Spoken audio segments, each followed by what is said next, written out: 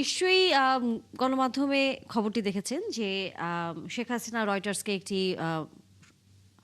ফোনালাপ যদি আমরা বলি, তারা ফোনে হচ্ছে ইন্টারভিউটা করেছে। সেখানে তিনি পরিষ্কার করে বলেছেন যে দেশে তিনি ফিরতে চান এবং সেটি ডিসেম্বরে। প্রথমত বিষয়টি নিয়ে আপনার একটু প্রতিক্রিয়া আমরা একটু জেনে নেই। আপনাকে ধন্যবাদ। আমরা শুধু রয়টার্স না, বাংলাদেশেরও কতিপয় সংবাদ মাধ্যম মারফত আমরা জানতে পেরেছি যে তিনি ডিসেম্বরে ফিরতে চান। তো যদি তিনি সত্যিকার অর্থেই ফিরেন, এটা হবে আমাদের জন্য একটি বড় বিজয় এক অর্থে। কারণ বাংলাদেশ সরকার অন্তর্বর্তীকালীন সময় থেকে এখন পর্যন্ত বর্তমান সরকারও, আমি যতটুকু জানি, চেষ্টা করছেন ডিপ্লোম্যাটিক চ্যানেলে যে তাকে কিভাবে ফেরানো যায়। এবং তিনি অবশ্যই ফিরবেন আদালতের একজন ফেরারি আসামি হয়ে, মৃত্যুদণ্ডপ্রাপ্ত একজন আসামি হয়ে। এটা আমাদেরকে ভুলে গেলে চলবে না।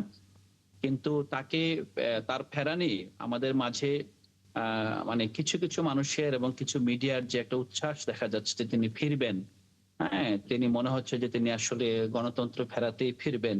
ব্যাপারটা আসলে এরকম না। ব্যাপারটা হলো যে এখানে বাংলাদেশের আদালতের মাধ্যমে, আদালতের রায়ের যে আপনার বাস্তবতা, আর একটা বিষয় হলো যে ভারতের সাথে বাংলাদেশের সম্পর্কের পথে এখন ভারতের জন্য গলার কাটা হয়ে আছে শেখ হাসিনা। এবং শেখ হাসিনাকে কোনোভাবেই মনে হচ্ছে না যে ভারত আপনার হজম করতে পারছে। কারণ শেখ হাসিনাকে ভারতে রেখে বাংলাদেশের সাথে যে সম্পর্কটা ভারত প্রত্যাশা করছে, সেটা আসলে কোনোভাবে সম্ভব না। এটা বর্তমান সরকারের কাছ থেকেও তেমন বার্তাই তারা পেয়েছে।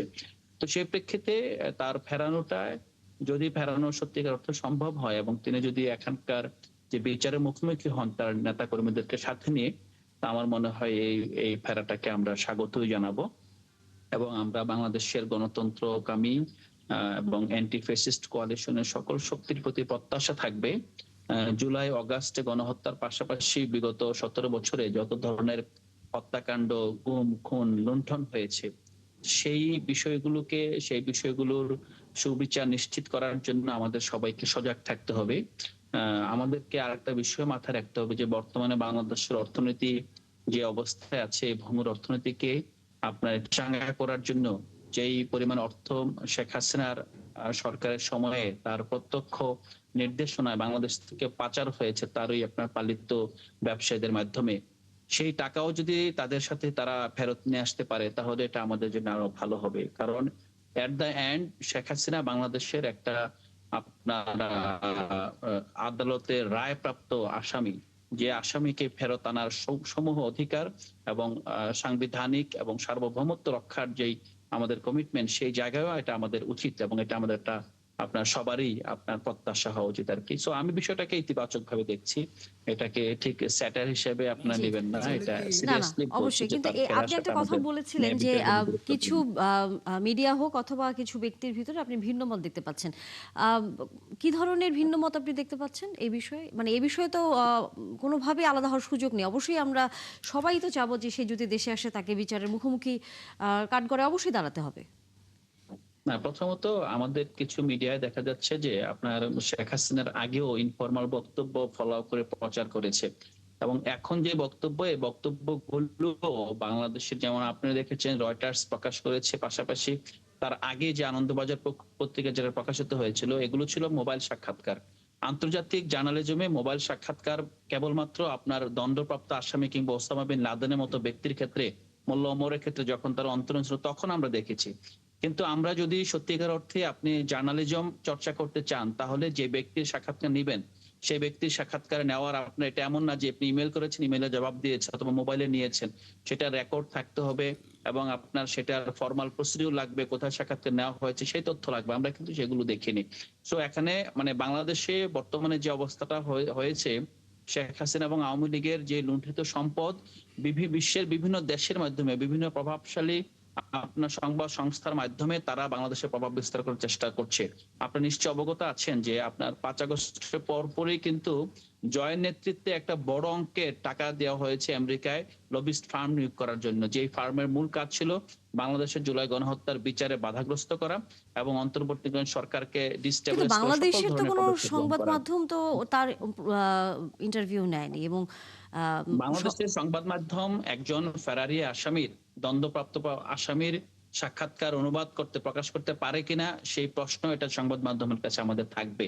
সো কে নিয়েছে কে নেয় নাই আমরা কয়েকটাতে আজকে দেখেছি এবং অনেকেই এই বিষয়টাকে যতটা আপনার যেমন আপনি শেখ হাসিনার নাম উচ্চারণের সাথে যদি বাংলাদেশের আদালতের প্রতি আপনার শ্রদ্ধা থাকে তাহলে দণ্ডপ্রাপ্ত আসামি হিসেবে উল্লেখ করতে হবে। যদি সেটা না করে থাকি আপনার একটা বিষয় মাথায় রাখতে হবে যে গ্লোবাল রাজনীতির প্রেক্ষাপটে শেখ হাসিনা কারো কারো কাছে অনেক বড় সম্পদ, কারো কারো কাছে অনেক বড় আপনার আপনার দাবার গুটি, কিন্তু বাংলাদেশের কাছে কিন্তু তিনি একজন স্রেফ অপরাধী এবং বাংলাদেশের জনগণের উপর গণহত্যা পরিচালনাকারী একজন খুনি, স্বৈরাচার এবং ফ্যাসিস্ট। এই জায়গায় বাংলাদেশের জনগণে আমরা সাংবাদিকতার এথিক্সের মধ্যে কিন্তু আপনার ন্যাশনালিজমের একটা ব্যাপার আছে। জার্নালিস্টদেরও কিন্তু এটা আপনারা যারা জার্নালিজম চর্চা করেন আপনারাও জানেন যে বিশ্বের বিভিন্ন বিশ্ববিদ্যালয়ে জার্নালিস্টরা আসলে কতটুকু তার যে নিজের দেশের নিজের যেই মাতৃভূমি সেটার সভরেন্টির প্রতি আপনার সংবিধানের প্রতি শ্রদ্ধাশীল থাকবে, অথবা আপনার তার বাইরে গিয়ে সে কি আসলে বর্ডারলেস দুনিয়ার মুক্ত সাংবাদিকতা করবে, এটা নিয়ে কিন্তু একাডেমিক ডিবেটও আছে। তো আপনি আমি এটাই বলবো যে অবশ্যই বাংলাদেশের কাছে সাংবাদিকদের আপনি যে পরামর্শ দিচ্ছেন সামনের দিনগুলোতে নিশ্চয়ই সেই বিষয় থাকবে, কিন্তু একই সাথে আপনি না, আমি গণমাধ্যমের আমারটা পাশাপাশি পরামর্শ হিসেবে আপনি নিবেন না, আমি সাংবাদিকদের বলছি না, আমি জি বলছি পাশাপাশি কিছু আপনি বলেছেন মিডিয়া কিছু কতিপয় ব্যক্তি, তো কতিপয় ব্যক্তি বলতে আপনি আসলে কাদেরকে বুঝিয়েছেন যে এই বিষয়ে অনেকের উৎসাহ খুব দেখা যাচ্ছে? না না ও কতিপয় ব্যক্তি আমরা তো মিডিয়াতে দেখতে পাচ্ছি। আপনাদের আমি যদি এখন নাম বলতে চাই না, এখানে আমরা এখনো কিছু টকশো দেখি যেখানে বিএনপি নাই, জামাতও নাই, এনসিপিও নাই, কিন্তু টকশো কিন্তু হচ্ছে হরদরে। তো আসলে সেই চর্চার মাধ্যমে কি ন্যারেটিভ উৎপাদন করা হচ্ছে সেটা আমরা দেখতে পাচ্ছি। সো আপনি এটাকে নিজের মানে গায়ে নিবেন না আর কি। আমরা এখানে অনেকেই উচ্ছ্বাসটা দেখছি, কিন্তু এই উচ্ছ্বাসের পিছনে তারা একটা বড় সত্য যেটা ঢাকছে সেটা হলো যে শেখ হাসিনা তো এখান থেকে পালিয়ে গিয়েছে, সে ফেরত আসবে, ভারত তাকে আর গ্রহণ করছে না, ভারত তাকে উগড়ে ফেলছে, ভারত তাকে হজম করতে পারছে না। ভারত যদি বাংলাদেশের সাথে সম্পর্ক বজায় রাখতে চায়, বাংলাদেশকে একটা স্বাধীন সার্বভৌম দেশ হিসেবে তার স্বাধীন পররাষ্ট্রনীতির চর্চা করতে চায়, করতে দিতে চায়, তাহলে ভারতকে অবশ্যই একটা গুড মেসেজ দিতে হবে। আমি মনে করি শেখ হাসিনার প্রত্যাবর্তন শেখ হাসিনা কোনো নিজের সিদ্ধান্ত না, এটা বাংলাদেশের আদালত এবং ভারতের সরকারের একটা আপনার সমঝোতা, অথবা মনে হতে পারে যে ভারতের সরকারের একটা মেসেজ টু বাংলাদেশ যে হ্যাঁ আমি তোমাকে তোমার যে অপরাধী সেটা প্রত্যাবর্তন করতে চাই এবং এটার মাধ্যমে বার্তা দিতে চাই যে আমি তোমার সাথে ভবিষ্যতে একটা নতুন ধরনের সমঝোতামূলক সম্মানের ভিত্তিতে আমরা একটা সম্পর্ক নির্মাণ করতে চাই। তো আমি সেই মানুষদেরকে সেই কথাটাই বলছি যে এই এই যে মেসেজ, এই মেসেজটাকে আপনারা ভিজুয়াল মেসেজ হিসেবে দেখার আগে আপনাদের দেখতে হবে যে এখানকার পিছনে বাস্তবতাটা কি। তো সেই বাস্তবতাটা আমাদেরকে ভাবতে হবে। সো আমি এটাকে ইতিবাচক ভাবে দেখি, সার্বিক ভাবে। কারণ শেখ হাসিনা যদি দেশে ফিরতে পারে তাহলে 5 আগস্টে বাংলাদেশের জনগণ তার অবর্তমানে যে আপনার রায় দিতে হয়েছে, তাকে পালিয়ে যেতে হয়েছে, আশা করি জনগণ এখন সুবিচার পাবে এবং এখন একটা নিশ্চয়ই নির্বাচিত সরকার নিশ্চয়ই এসেছে। এই সরকারের পিছনে বাংলাদেশের আপনি গণতন্ত্রকামী নিশ্চয়ই প্রশ্ন সবগুলো করতেছেন। শক্তির সাপোর্ট রয়েছে। জি তো বিচারের জি ক্ষেত্রে আলাউদ্দিন মোহাম্মদ, এই ক্ষেত্রে আপনাকে আমাদের আপনার এই অতিথি বিচারটা সুষ্ঠুভাবে একটি চলতে প্রশ্ন পারবে। করবেন। না আপনার কাছে আমি যেটা জানতে চাই সেটা হলো যে হ্যাঁ, আগেও এই ধরনের নিউজ আমরা দেখেছি, কিন্তু বাস্তবে সেটা বাস্তবায়ন হয় নাই। আপনি যেটা বলছেন, আপনি কি মনে করেন এটা যে শেখ হাসিনা নিজের ইচ্ছা আসছে না, ভারত তাকে আসতে বাধ্য, আপনি যেটা বলছেন যে ভারত তাকে আসতে বাধ্য করছে, আপনি কিন্তু মনে করেন যে বাংলাদেশের সাথে সুসম্পর্কটা, যে সম্পর্কটা নষ্ট হয়েছে সেই সম্পর্কটা রিপেয়ার করার জন্যে, আরও ভালো করার জন্যে তারা শেখ হাসিনাকে বাংলাদেশে পাঠাচ্ছে? এটা একটা ব্যাপার। এটা আদৌ সে ধরনের সম্পর্ক নাকি অন্য কোনো অভিসন্ধি আছে? কারণ হলো যে ভারতের প্রত্যেকটা পরিকল্পনার পিছনে কোনো না কোনো অভিসন্ধি থেকেই থাকে। আমরা কি এটাকে এত সিম্পলভাবে দেখতে পারি কিনা যে না, দুই দেশের মধ্যে সম্পর্ক স্বাভাবিক করার জন্য আসছে? এটা একটা ব্যাপার আছে। আর একটা হলো যে হাসিনা যদি সত্যি যদি তিনি ফিরে আসেন, এবং কিছুদিন আগে একজন মার্কিন একজন কূটনীতি দেখলাম যে তিনি বলছেন যে তিনি ফিরে আসলে বাংলাদেশে তাকে জেলেই থাকতে হবে। ব্যাপারটা এরকম। কারণ আমাদের সামনে কিন্তু অন্য কোনো হিসাব নাই।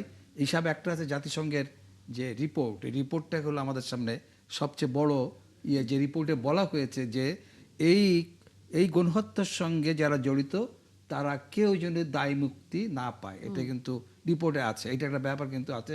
সুতরাং যারা উচ্ছ্বাস প্রকাশ করছে যে বিজয়ের বসে তিনি আসবেন, বিষয়টা কিন্তু সে জায়গায় নাই। আর একটা হলো যে তিনি যদি সত্যিই আসেন, বাকি যে কয়েকশো লোক কিংবা কয়েক হাজার লোক যারা আছে পালিয়ে, তাদের ব্যাপারে ইন্ডিয়া কি করবে? যদি সত্যি যদি সুসম্পর্কের জন্যে তারা এই শেখ হাসিনাকে ফেরত পাঠায়, তারা যারা এখানে আছে, কারণ আমাদের কাছে কিন্তু অতীত ইতিহাস আছে যে ৭৫ সালের ১৫ আগস্টের পরে আমাদের থেকে বেশ কিছু লোক ভারতে গিয়ে বাংলাদেশের আর্মির বিরুদ্ধে যুদ্ধ করেছে, আপনার জানা আছে কিনা জানি না। সেক্ষেত্রে আমাদের কয়েকজন অফিসার সহ অনেক জওয়ানকে হত্যা করা হয়েছিল। তো সুতরাং এই যে কয়েক হাজার লোক আছে, তাদের নিয়ে অন্য কোনো অভিসন্ধি আছে কিনা, এবং এটা কিভাবে দেখছেন আপনারা? প্রথমত আমি মনে করি যে মাননীয় প্রধানমন্ত্রী তারেক রহমানের চীন সফর, মালয়েশিয়ার চীন সফর ভারতকে একটা বড় বার্তা দিয়েছে, এবং ভারতের সাথে সম্পর্কের পুনর্বিন্যাস, এবং ভারতের সাথে সম্পর্কটা যে আগের লিনিয়ার মডেলই চলবে না, বরং এখানে অনেকগুলো আপনার লেভারেজ তৈরি হয়েছে। বাংলাদেশ যেটা ব্যবহার করতে পারে সেটা ইতিমধ্যে ভারত বুঝতে পেরেছে, এবং ভারতের যে সাবেক ডিপ্লোম্যাটস যারা পাবলিক স্পেয়ারে কথা বলছেন, একাডেমিক যারা কথা বলছেন, এবং রাজনৈতিক বিশ্লেষক যারা কথা বলছেন, তাদের সুরে অনেকটাই স্পষ্ট যে তারা অনেকটা হারানোর বেদনায় এখন আছে। প্রথম হারানো ছিল 5 আগস্টে। 5 আগস্টের পর তারা মনে করেছিল অন্তর্বর্তীকালীন সরকারের পর যে বাংলাদেশে ডেমোক্রেটিক ইলেকশন হবে, তারা হয়তো যে আওয়ামী লীগের যে ভোট ব্যাংক আছে সেই ভোট ব্যাংকে কাজে লাগিয়ে বাংলাদেশের নতুন শক্তিকে, নতুন সরকারকে প্রভাবিত করতে পারবে। কিন্তু নতুন সরকারের বর্তমান মুভমেন্ট, আমি বিশ্বাস করি ভারত টের পেয়েছে যে এটা আসলে আগের ধারায় চলবে না, এবং এখানে তাদেরকে সামহাও যদি এখানে সম্পর্ক নতুন ভাবে আপনার স্বাভাবিক করতে হয়, তাহলে তাদেরকে বার্তা দিতে হবে। তো আপনি যেটা বলছেন আমি এটা বিশ্বাস করি, আমি আপনার জায়গায়, আমি কনসার্নের জায়গায় আমি একমত যে হ্যাঁ, এটাকে সহজভাবে স্বাভাবিকভাবে ধরে নেওয়া যাবে না। বিশেষ করে 1981 সালে যখন শেখ হাসিনা বাংলাদেশে প্রবেশ করেছিল, আপনারা কিন্তু দেখেছেন কিছুদিন পরেই কিন্তু কাকতালীয় ভাবে অথবা যে কোনো ভাবে বাংলাদেশের শহীদ রাষ্ট্রপতি জিয়াউর রহমান আপনার নৃশংসভাবে সেনাবাহিনীর একটা অংশের হাতে তিনি শহীদ হন। তো এই যে একটা জায়গা তৈরি হয়েছে, বিএনপিকেও এই জায়গাটা বিবেচনা করতে হবে। কিন্তু একই সাথে এটা সত্য যে আমরা ভারতের যে আপনার কি আমাদের নিয়ে প্ল্যান, অথবা আমাদের একটা সার্বভৌম, বাংলাদেশের একটা সার্বভৌম আদালত যে রায় দিয়েছে, সে রায়ের প্রশ্ন যদি কোনো আসামি বাংলাদেশে ফিরতে চায়, এবং ফিরতে চাইলে আমরা এটাকে সরলভাবে দেখবো। আমি যদি রাজনৈতিক ভাবে ঠিক এই জায়গায় আমি শামসুর জামান দুদুকে প্রশ্ন করতে চাই যে শেখ হাসিনার এই যে দেশে ফিরবার ঘোষণা, সেটি কি আসলেই ভারত সম্পর্ক আমাদের সাথে ভালো করতে চায়, নাকি আপনার কাছে মনে হয় অপরাধী বা আসামি বলেই তাকে আসলে ভারত বাংলাদেশে ফেরত দিতে চায়? জি, এই প্রশ্নে আমাদের আরেকজন অতিথির কাছে ছিল। আলাউদ্দিন, আপনি আছেন আমাদের সাথে? আচ্ছা, আমি কি শেষ করে দিব? না, আমি তো শামসুর জামান দুদুকে ওনাকে প্রশ্ন করেছি, উনি উত্তরটা দিক, আমরা আসবো আপনার কাছে। জি জি জি, প্লিজ প্লিজ প্লিজ প্লিজ ভাই। ভারত তাকে পাঠাতে চাচ্ছে, নাকি ভারতের ব্যবহারে শেখ হাসিনাই সেখানে তিক্ত বিরক্ত হয়ে, মানে ভারতের আচরণে তিনি হতাশ হয়ে, তিনি আগামী দিনের কোন রকম তিনি যেসব কথাবার্তা বলেছেন সেগুলো কোনো কিছুই তিনি আর বিশ্বাস করতে পারছেন না। অর্থাৎ অবহেলা এবং এক ধরনের অপমানজনক পরিস্থিতিতে তিনি কি ফিরতে চাচ্ছেন। কারণ একজন ফাঁসির আসামি, তার মাথা যদি ঠিক থাকে, যেই দেশে তিনি ছিলেন সেই দেশের প্রধানমন্ত্রী দাবিদার বলে আমি ব্যক্তিগতভাবে মনে করি। কারণ 3টে নির্বাচন, একটা নির্বাচনও ফেয়ার হয় নাই। নির্বাচন বলতে যেটা বোঝায় সেটা হয় নাই, ওটা একটা তামাশার পূর্ণ অবস্থা ছিল।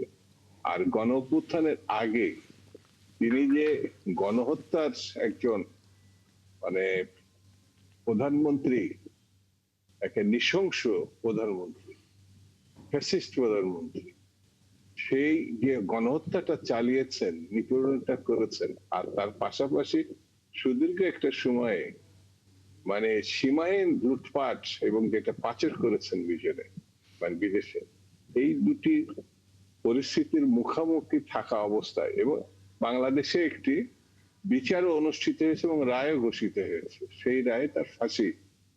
মানে যে কোর্ট কাছারি, এই কোর্ট কাছারিটা আগের কোর্ট কাছারি না, এটা একেবারে ফেয়ার কোর্ট কাছারি।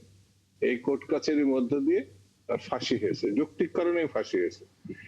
এটা জানার পরে, এটা বোঝার পরে সে এমনি এমনি আসতে চাবে, এবং এখানে তার জন্য ফুল নিয়ে 81 সালের মতো সবাই অপেক্ষা করছে আওয়ামী লীগের নেতা কর্মীরা, এমন তো পরিস্থিতি না। তারপরও যখন আসতে চাচ্ছে, তাহলে বোঝা যায় যে ভারতের যে উচ্ছ্বাস নিয়ে, যে আনন্দ নিয়ে তিনি গিয়েছিলেন সে সময়, তার ব্যাকগ্রাউন্ডটা ছিল এরকম, তার একটা উচ্চারণ ছিল আপনার আমার মনে হয় সর্ববিদিত, আমি এমন কিছু ভারতকে দিয়েছি, অর্থাৎ শুধুমাত্র বাংলাদেশকে লিখিয়ে দেওয়া ছাড়া সবই তিনি দিয়েছিলেন। সেসব বিবেচনা নিয়ে তিনি ভারতে পালিয়েছিলেন। কিন্তু এখন যখন পালিয়েছেন তখন কিন্তু তিনি ফাঁসি তার হয় নাই, তিনি অপরাধী একজন ব্যক্তি হিসেবে পালিয়েছিলেন। আর এখন তো ফাঁসি অর্ডার হয়েছে একটা মামলা, আর অসংখ্য মামলা এখনো প্রক্রিয়াধীন এবং চলমান। সেই মামলাগুলোতেও তারা আমার ধারণা সর্বোচ্চ সাজায় অপেক্ষা করছে, আমি যদি ঠিক মতো বুঝে থাকি। এত কিছু জানার পরে তিনি যখন আসছেন, এটা তো আর 81 সালের মতো পরিস্থিতি না। তাহলে ভারত তাকে মানে ফেরত পাঠাচ্ছে, যেটা ইতিমধ্যে এখানে আলোচনা হয়েছে। ভারত ব্যক্তির বন্দনা করতে চাচ্ছে না, ভারত তার স্বার্থে বাংলাদেশের সঙ্গে একটি সুসম্পর্ক তৈরি করতে চাচ্ছে, যে সুসম্পর্কের মধ্য দিয়ে প্রতিবেশী সুলভ আচরণের মধ্য দিয়ে ব্যবসা বাণিজ্য উভয় পক্ষের স্বার্থ সংশ্লিষ্ট বিষয়গুলো মীমাংসা। যদি আমি মনে করি মীমাংসা, তাহলে সেই মীমাংসার প্রধান বাধা হচ্ছে শেখ হাসিনা। কারণ বাংলাদেশ কিন্তু ইতিমধ্যে বলেছে তাকে ফিরিয়ে আনার যত রকম চেষ্টা বর্তমান সরকার, জনাব তারেক রহমানের সরকার উদ্যোগী হয়ে চেষ্টা করছে। তাহলে পরে আমি ধরে নিতে পারি তার ফেরত আসার উদ্দেশ্য, ফেরত আসার কারণ হচ্ছে ইন্ডিয়ান সরকার বা ভারতীয় সরকার বাংলাদেশের উদ্যোগের সঙ্গে হাত মিলাতে চাচ্ছে। এটা তো শেখ হাসিনা এখন অনেকটাই বলা যায় যে অপ্রয়োজনীয় একটি সাবজেক্ট ভারতের কাছে, আর আমাদের কাছে সে এখন জাগিয়ে আসামি, এর বেশি তো কিছু না। তো একজন দাগি আসামিকে ভারত কেন রাখবে? জি এটা আমার শামসুজ্জামান দুদু, কাছে আমি আপনাকে করতে চাই সেটা হলো যে শেখ হাসিনা কিন্তু ভারতের স্বেচ্ছা নির্বাসিত না। তিনি গণ অভ্যুত্থানের মুখে তিনি পালিয়ে গিয়ে সেখানে আশ্রয় নিয়েছেন এবং ভারত সরকার তাদেরকে আশ্রয় দিয়েছে। এবং শুধু তিনি একা না, আওয়ামী লীগের কয়েক হাজার লোক সেখানে আশ্রয় নিয়েছেন। নিশ্চয়ই এই তিনি জানেন যে একটা ফ্যাসিজম এখানে চলছিল, ফ্যাসিবাদী সরকারের তারা সব সদস্য, এবং গণ অভ্যুত্থানে তারা ক্ষমতা হারানোর পরও ভারত তাদেরকে এভাবে আশ্রয় দিয়েছে। কোনো গণতান্ত্রিক সরকার এভাবে আশ্রয় দিতে পারে না, ভারত দিয়েছে। তার মানে একটা অভিসন্ধি তাদের ছিল। ব্যাপারটিকে এরকম যে বর্তমানে ভূ রাজনীতিতে ভারতের অবস্থানটা খুবই দুর্বল অবস্থায় চলে গেছে, এবং ভারতের অনেক অ্যানালিস্টই বলছেন যে ভারত ভূ রাজনীতির ক্ষেত্রে অপ্রাসঙ্গিক হয়ে গেছে। বিষয়টি এরকম বলে যে ওই যেসব অভিসন্ধি নিয়ে তাদেরকে নিয়েছিল সেটার চরিতার্থ করা সম্ভব হবে না, তাই তারা ভারত বাংলাদেশের সাথে সুসম্পর্ক করার জন্য তাকে ফেরত পাঠাচ্ছে। ব্যাপারটা কি এরকম হতে পারে? ভারতীয় যেটা বললেন আপনি, ভূ রাজনীতিগত দিক থেকে পিছিয়ে গেছে।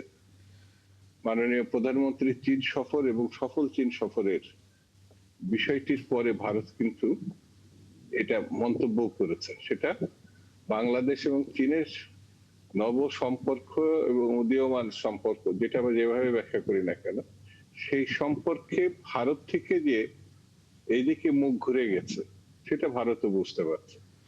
আর শেখ হাসিনাকে আশ্রয় দেওয়ার বা এই যে আপনি বললেন আরো তার সাগরেদদেরকে ওখানে রাখার কারণে তার তো আর মুখ নাই যে বাংলাদেশের সঙ্গে দ্বিপাক্ষিক গণতান্ত্রিক, যেটা আপনি আগে বললেন যে গণতান্ত্রিক বিবেচনায় তাকে তো রাখতে পারে না ভারত, ও তো ফ্যাসিস্ট, খুনি, লুটেরা। সেই বিবেচনা থেকেও মানে একটা পর্যায়ে গুরুত্ব, যেটা ধরেন যখন পতন হয়েছিল 24-এর, তার আগের মুহূর্তে তার একটা ধারণা ভারত যেটা প্রচার করছিল যে তার প্রতি এক ধরনের অন্যায় করা হয়েছে, অর্থাৎ বাংলাদেশের মানুষ এটা না, কিছু মানুষ যেটাকে তারা তাদের ভাষায় জঙ্গি মনে করে, তাদের ভয়ের কারণে তার জীবনের মানে দুর্ঘটনা হতে পারে, তার জীবন অবসান ঘটতে পারে, এই নিরাপত্তার কারণে তারা আশ্রয় দিচ্ছে সেই মুহূর্তে। কিন্তু এই মাঝে যে 2 বছর সময়টা গেছে তারা অনুধাবন করছে এখানে তার ন্যূনতম কোনো সমর্থন এখানে নাই, তার সংগঠন নাই, তার যেসব লোকগুলো সেই লোকগুলো তার সঙ্গে পালাইছে। আর যারা আছে তারা আসলে তার লোক না, তারা এক ধরনের সুবিধাবাদী, মানে আওয়ামী লীগের নামে তারা চাটুকারিতা করেছে। সেই জন্য যে এই ভাবনাটা যখন ভারতের মাথায় পরিষ্কার হয়েছে আমার ধারণা, তাহলে তার এই অপ্রয়োজনীয় ব্যক্তিকে কারা রাখবে কেন? রাখার তো কোনো কারণ নেই। যেহেতু স্বেচ্ছা নির্বাসন বলে না, তিনি পালাই গেছে, এটা নির্বাসন বললে ভুল হবে। রাজনৈতিক ভিন্নতার কারণে খোমেনি চলে গিয়েছিলেন ফ্রান্সে, বা এই ধরনের আরো কিছু ঘটনা থাকতে পারে। কিন্তু উনি তো হত্যাকারী হিসাবে, গণহত্যাকারী হিসাবে, লুটেরা হিসাবে পালাইছেন। সেই জন্য, এবং ভারত তাকে আশ্রয় দিচ্ছে। তো এখন তিনি ওখানে থাকলে ভারতের সঙ্গে বাংলাদেশের যে দ্বিপাক্ষিক সম্পর্কটা তৈরি হওয়ার অতীতে হয়েছিল, সেই সম্পর্কটা মানে পুনরুদ্ধারের আর কোন সুযোগ আছে এটা ভারত মনে করছে না। এবং এটা স্বাভাবিক দৃষ্টিতে বাংলাদেশও কেন একজন ক্রিমিনালকে আশ্রয় দেওয়ার পরে, যেমন ভারত বলে যে সীমান্তে আমাদের ঘটনা ঘটছে, আরে আমাদের মানুষই তো বেশি মরছে, এই দেশে থেকে নাকি ওদের লোক আমরা এখানে পুষছি, এমন কোন নজির নাই। কিন্তু তারা যে একজন খুনিকে পুষছে এই নজির তো একার বিদ্যমান। সেই জায়গা থেকেও তারা তাকে রাখতে চাচ্ছে, এটা আমার কাছে মনে হয়নি। না, সেই জন্য তার কপাল আবার পুড়ছে। একটা প্রশ্ন আছে, তারা যদি সত্যি সম্পর্ক স্বাভাবিক করতে চায় বাংলাদেশের সঙ্গে, তো পুশ ইন এবং সম্পর্ক স্বাভাবিক দুইটাতে একসঙ্গে চলতে পারে না। না না, কোনোদিনই চলতে পারে না। পুশিন বন্ধ করতে হবে, খুনিদেরকে প্রত্যাবর্তন করতে হবে, যারা সাজাপ্রাপ্ত তাদেরকে মানে ফিরিয়ে আনতে হবে। তাহলে একটি পরিস্থিতি তৈরি হবে পারস্পরিক সম্পর্কে। তার আগে তো ওই সম্পর্কটা আমরা যতই যেভাবে বলি না কেন, ওটা তো সেভাবে হবে না। দেখেন, তারাই পর্যটন ভিসা বন্ধ করছিল, আমরা কিন্তু বন্ধ করি নাই, তারাই বন্ধ করছিল, তার প্রেক্ষিতে আমরা বন্ধ করছিলাম। তো এখন তারাই আবার এটা প্রত্যাহার করছে সম্পর্কের কারণে। এখন বাংলাদেশে আবার সেটা বিবেচনায় নিতে পারে। এই বিরোধ শক্তিটা কখনোই গণতান্ত্রিক শক্তি ছিল না। আপনি নিজেও একটু আগে উল্লেখ করেছেন, এরা ফ্যাসিবাদ শুধু না, এদের চর্চাটা, আর এখন তো সেখানে ধর্মান্ধ গোষ্ঠী ক্ষমতা দখল করছে। শুধু আমাদের এই জিনিসটা আগে বলছে, এখানে সেই শক্তিটা কখনো এখানে, কিন্তু দীর্ঘ 10-15 বছর ধরে তারা কেন্দ্রীয় থেকে একে সর্বনিম্ন পর্যায়ে এই মানে ধর্মীয় মানে একেবারে কট্টর একটি রাজনৈতিক দল, ধর্মাশ্রিত রাজনৈতিক দল, সেখানে রাষ্ট্র পরিচালনা করছে। সবগুলি গণতন্ত্রের বিপক্ষের ঘটনা, খুনিদের আশ্রয় দেওয়ার বিপক্ষের ঘটনা, সে তার মধ্যে সীমান্তবর্তী ঘটনা। সব বিবেচনা থেকে তারা যদি পরিস্থিতি স্বাভাবিক করে বাংলাদেশের সঙ্গে পুনরুদ্ধার করতে চায়, বাংলাদেশে তো কোনো অসুবিধা নেই, আপত্তি থাকবে না। কিন্তু এই জিনিসগুলো তো গুরুত্বপূর্ণ। জি। আলাউদ্দিন মোহাম্মদ, আপনি যদি এই বিষয়ে কোনো কিছু যুক্ত করতে চান, এবং একই সাথে একটু আপনার কাছে প্রশ্ন, শেখ হাসিনা ফিরে আসে যদি দেশে এবং তারপর তার ফাঁসিটাই কার্যকর করাটাই হচ্ছে প্রধান কাজ, সেখানে সরকার কতটুকু দ্রুততার সাথে করা উচিত বলে আপনার কাছে মনে হয়? আপনাকে ধন্যবাদ। আমি যা বলতে চেয়েছিলাম, আমি শুনেছি যে আমার সিনিয়র শ্রদ্ধাভাজন শামসুজ্জামান দুদু ভাই ইতিমধ্যেই সেই লাইনে বেশিরভাগ কথা চালিয়েছেন। তো আমি মনে করি যে এখন গণঅভ্যুত্থানে যেই শহীদ ব্যক্তিবর্গ, তাদের পরিবার পরিজনের আত্মার শান্তির জন্য, তারা যারা বেঁচে আছেন তাদের ন্যায় বিচারের প্রতি, বাংলাদেশের রাষ্ট্রের প্রতি আপনার যদি আস্থা ফিরে আনানোর জন্য হলো শেখ হাসিনার এখানে বাংলাদেশে আসাটা গুরুত্বপূর্ণ। আরেকটা বিষয় হলো যে আরেকটা ডাইমেনশন যেটা আমরা মিস করছি অনেক সময়, সেটা হলো যে একজন মৃত্যুদণ্ড প্রাপ্ত আসামি, একজন খুনি ফ্যাসিস্ট স্বৈরাচার যখন কোনো দেশ আবার ফিরিয়ে আনতে পারে বিচার রায়ের পর, তখন কিন্তু আন্তর্জাতিক মহলে বাংলাদেশের যে একটা লেভারেজ, যে বাংলাদেশ তার যে প্রতিবেশী দেশ যারা বাংলাদেশে দীর্ঘদিন স্বৈরশাসনকে পৃষ্ঠপোষকতা করেছে, তাদেরকে এমনটা চাপে ফেলতে পেরেছে, তারা আসলে সেই দেশে তাদের পলাতক যেই আপনার আশ্রিত তাকে ফেরত দিতে বাধ্য হয়েছে। এটাও কিন্তু বাংলাদেশের কূটনৈতিক একটা সফলতা হিসেবে বিবেচিত হবে। দ্বিতীয়ত হলো আরেকটা বিষয়, আমি সত্যিকার অর্থে বিশ্বাস করি, যদি আমরা রিকনসিলিয়েশনের আপনার কথা বলতে হয়, রিকনসিলিয়েশন একটা বড় জায়গা হবে লুণ্ঠিত অর্থ ফেরত নিয়ে আসা। যদি ফেরত আনা যায়, এবং আনতেই হবে, যদি শেখ হাসিনা বাংলাদেশে আসে এবং স্বাভাবিক সম্পর্ক করতে চায়, রাজনীতি করতে চায়, তাহলে কিন্তু আমাদের এই সবগুলো জায়গায় বাংলাদেশের বর্তমান রাজনৈতিক বৃন্দ, বাংলাদেশের জনগণ, সিভিল সোসাইটি, প্রতিষ্ঠানগুলো সবাই কিন্তু একমত যে এই বিষয়গুলো সুরাহা হতে হবে, এবং এগুলো সবগুলো ডকুমেন্টেড। আপনারা জানেন যে শ্বেতপত্র প্রণয়ন কমিটির প্রধান ছিলেন ডক্টর দেবপ্রিয় ভট্টাচার্য, যিনি সিপিটি একজন সম্মাননীয় ফেলো।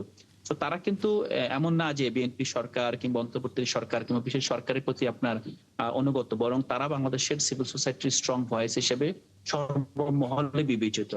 টিআইবির যে রিপোর্ট, টিআইবি রিপোর্টে কিন্তু এটা বাংলাদেশের আভ্যন্তরীণ কোনো রিপোর্ট না, এটা একটা বৈশ্বিক সংস্থার বাংলাদেশ চ্যাপ্টারের রিপোর্ট। এটাও কিন্তু বৈশ্বিকভাবে সমানভাবে সমাদৃত। সো বিচারের একটা স্কুল জাতিসংঘের রিপোর্টের মাধ্যমে যেমন আসছে, আবার অর্থ পুনরুদ্ধার, এখানকার যে করাপশন, এখানকার যে দুঃশাসন, এগুলো কিন্তু আন্তর্জাতিক সংস্থার বাংলাদেশ চ্যাপ্টারের সর্বজন গ্রহণযোগ্য ব্যক্তিত্বের মাধ্যমে, ব্যক্তিবর্গের মাধ্যমে কিন্তু ইতিমধ্যেই বাংলাদেশের যে আমরা সিভিল সোসাইটি মহলে এস্টাবলিশড।